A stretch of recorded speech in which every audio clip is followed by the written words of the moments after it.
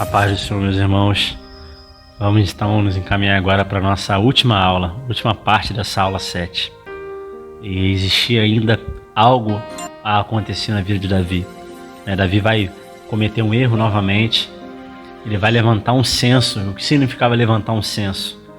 Ele deveria oferecer 1/5 de ciclo de prata por cada homem que ele contasse no povo. Então isso significava que ele ofereceria um grande dinheiro para que se fosse contado, enumerado aquele povo, aqueles homens que tinham condições de irem para a guerra, ou seja, acima dos 20 anos, aqueles que não fossem recém-casados, não fossem levitas, aqueles que tinham habilidades para a guerra seriam contados no povo.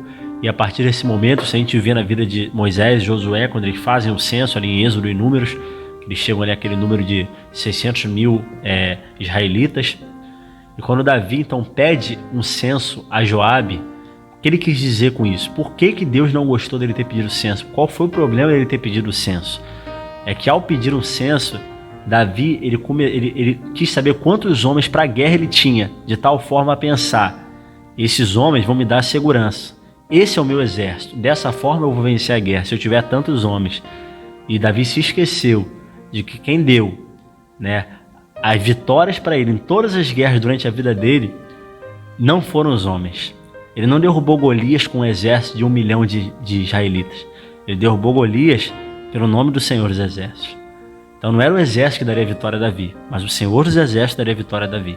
E nesse momento que ele confia na força do seu braço, nesse momento que ele confia no exército que se levantou ali, que ele fez, ele contempla aquilo ali, igual o Nabucodonosor vai fazer depois, quando ele olha para a Babilônia e fala: olha o império que eu criei. Davi fez a mesma coisa: olha o exército que eu criei. Esse exército que me deu vitória. Foi esse exército que vai me dar grandes conquistas. Davi se esqueceu de Deus, novamente. E quando nós nos esquecemos de Deus, isso é um grande perigo, de atribuir coisas que nós conquistamos à força do nosso braço. E esquecemos que Deus é quem nos dá todas as coisas, que tudo vem dele, tudo é para ele, tudo é por meio dele. E nesse momento até Joabe, que era um homem que não tinha uma fé como a de Davi, ele fala: por que, rei? Por que você está fazendo isso? Deus poderia te dar 100 vezes mais isso daí, por que você está fazendo isso? E Davi se mantém naquela situação, até que a ira de Deus se acende contra Davi, contra o povo de Israel, e Deus usa então o profeta Gade para falar com Davi e traz um mal sobre Davi, e oferece para ele 3 coisas. Ele fala para Davi: você quer 7 anos de fome que venham sobre a terra? Você quer por 3 meses fugir dos teus inimigos vão te perseguir? Ou você quer uma peste que vai durar 3 dias sobre a terra? E Davi escolhe então que por esse instante Davi foi sensato de escolher a peste de 3 dias, porque no entendimento dele seria melhor sofrer nas mãos de Deus, que é cheio de misericórdia, do que sofrer nas mãos dos homens, que são cheios de impiedade. E ele escolhe aquilo que seria o castigo mais curto, mas aquilo que seria mais curto seria também o mais intenso. E ele pede então uma peste sobre a terra de Israel durante 3 dias. E a partir desse momento que ele pede essa peste, Deus envia o anjo da destruição. E ele vem matando muitos homens e mulheres, vem matando, destruindo aquela terra. Ele diz que no primeiro dia 70 mil homens morreram. E Davi, ele clama ao Senhor, ele fala: Deus, eu agi loucamente, eu não podia ter feito isso, eu pequei contra o Senhor. E mais uma vez a gente vê Davi se arrependendo, se colocando diante do Senhor. Então Deus fala para aquele anjo da destruição: para. E quando aquele anjo para, ele está na eira de um homem chamado Araúna, que Crônicas vai trazer como Ornã. Então ali na eira de Araúna, aquele anjo para. Ele estava às portas de destruir Jerusalém, ele estava às portas de acabar com Jerusalém. E essa eira de Araúna, ela se colocava justamente sobre o Monte Moriá, o monte onde Abraão sacrificaria Isaac, o monte onde o templo do Senhor seria construído, onde o anjo da destruição acabaria com tudo. Ali a graça de Deus se manifestou, a misericórdia de Deus se manifestou, travando aquela peste. E aquela peste não continuou. Pelo clamor de Davi, pelo entendimento de que ele tinha errado, de que ele tinha pecado contra o Senhor, aquela peste não continuou. Então Gade vai e fala para Davi: Davi, sobe agora essa eira e edifica um altar ao Senhor ali em cima. Então Davi vai ao encontro desse homem chamado Araúna e deseja comprar aquele local para ali ele fazer o altar, edificar o altar. E aquele homem fala: não, rei, não precisa comprar, eu te dou. E Davi fala então para ele assim: não, antes eu quero comprá-la pelo preço devido. Eu não oferecerei ao Senhor, o meu Deus, um holocausto que não me custe nada. Ou seja, Davi entendeu aquilo ali. Davi entendeu que não seria de graça, que deveria ter um preço.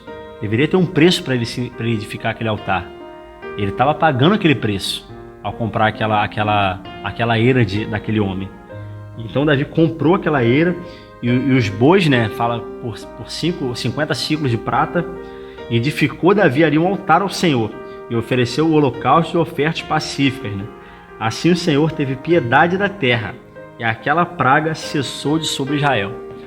Quando Davi se arrependeu, quando Davi se sacrificou, quando Davi pagou o preço e edificou um altar ao Senhor, levantou as suas mãos ao Senhor, sacrificou ao Senhor, Deus travou aquela praga e falou: agora chega, agora basta, agora pode se retirar antes da destruição, agora essa peste chega.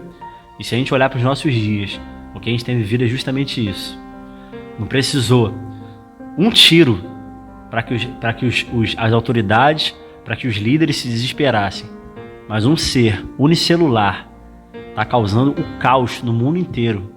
Mas no momento que a igreja, no momento que o povo de Deus, nós, homens e mulheres de Deus, nos colocarmos diante do Senhor, clamarmos a Deus, né? Agora que nós temos tempo, que é algo que nos faltou tanto, agora que nós temos tempo, se nós nos colocarmos diante do Senhor, clamarmos a Deus, né? Colocarmos nossos olhos nele, retomarmos a nossa aliança com ele, levantarmos as mãos santas a ele, pagarmos esse preço, o Senhor vai se inclinar para o povo, o Senhor vai se inclinar para o mundo, ele vai travar esse vírus, ele vai travar essa peste, essa praga, ele vai dar uma nova vida.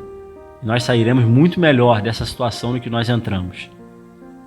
Porque nós vemos agora as pessoas se perdendo, as pessoas morrendo, e que o povo de Deus se levante. Assim como Davi entendeu que existia um preço a ser pago, assim como Davi entendeu que ele agiu de forma totalmente errada quando ele confiou na força do seu braço, que nós possamos agora olhar para o Senhor, olhar para Deus, porque só Ele, Salmos vai dizer que Ele é a esperança de todas as extremidades da terra. Só Ele pode trazer paz para esse mundo, só Ele pode trazer paz novamente para esse povo e pode mudar o nosso coração, mudar a nossa mente, que nós possamos, meus irmãos, nos inclinar. Assim como Davi se prostrou, assim como Davi pagou esse preço, nós possamos nos inclinar diante do Senhor, clamar ao Senhor, porque Ele vai trazer cura para a nossa terra, Ele vai sarar a nossa terra, porque Ele disse isso na sua palavra lá em 2 Crônicas. Né? Se o meu povo que se chama pelo meu nome se humilhar e orar e se converter dos seus maus caminhos e buscar a minha face, então eu ouvirei dos céus, sararei a sua terra, perdoarei seus pecados. E a oração que for feita nesse lugar agora, eu ouvirei. Então, meus irmãos, nós possamos nos unir contra os servos do Senhor e clamar ao Senhor. Ele vai travar esse anjo da destruição. Ele vai travar essa praga. Ele vai nos dar dias melhores e dias de paz. Deus abençoe, meus irmãos. A paz do Senhor Jesus.